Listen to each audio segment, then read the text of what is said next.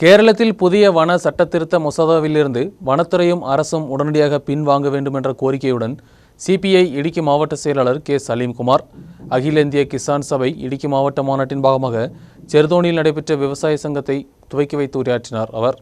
ஒரு கிளஸ்டரின் வழியாக திடீரென்று கொண்டு வரக்கூடிய சட்ட மாற்றங்கள் அங்கீகரிக்க இயலாத ஃபாரஸ்ட் அதிகாரிகள் நேரடியாக வழக்கு பதிவு செய்யவும், விசாரிக்கவும், லஞ்சம் வாங்கக்கூடியவர்களை கஸ்டடியில் எடுக்கவும், அவருடைய வீடு, பூமி, வாகனம் பரிசோதிக்க இயலும் போன்ற வகையில்தான் சட்டம் மாற்ற திருத்த பில் கொண்டு வருவதற்கு தற்பொழுதுள்ள முயற்சிகள். இது சாதாரண பொதுமக்களை மிகப்பெரிய அளவு பாதிக்கும். காவல்துறையின் அதிகாரத்திற்கு எதிராக வனத்துறையின் அதிகாரம் செல்வதற்கு போன்ற மாற்றங்களை ஏற்படுத்தும். இதை அங்கீகரிக்க இயலாது என்று அவர் தெரிவித்தார்.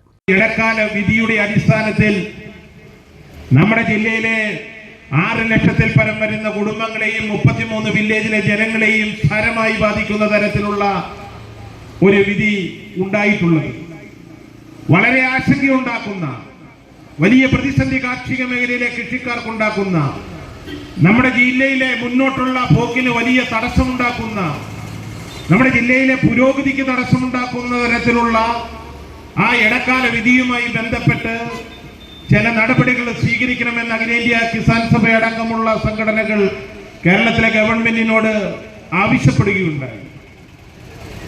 കിസാൻ സഭ മാത്രമല്ല, എല്ലാവരും ആ കാര്യത്തിൽ ആശങ്ക പങ്കുവെച്ചുകൊണ്ട് ഗവൺമെന്റുമായി ബന്ധപ്പെടുകയുണ്ടായി. கிசான் சபை மாநில கவுன்சிலங்கத்தினர் ஜோயி தலைமை வகித்தார். சங்க சமிதி சேர்மன் MK பிரியன் வரவேற்புரையாற்றினார். கிசான் சபை மாநில வைஸ் பிரசிடன்ட் மேத்யூ வர்கீஸ், மாவட்ட செயலாளர் குரியன், பல்வேறு கட்சி விவசாய சங்க தலைவர்களான ரோமியோ செபாஸ்டின், ஜோயி வர்கீஸ், பிஜு, ஜினோஜ், ஜோசப் உட்பட பலர் இதில் பங்கெடுத்து உரையாற்றினர். நியூஸ் பீரோ, இடுக்கி.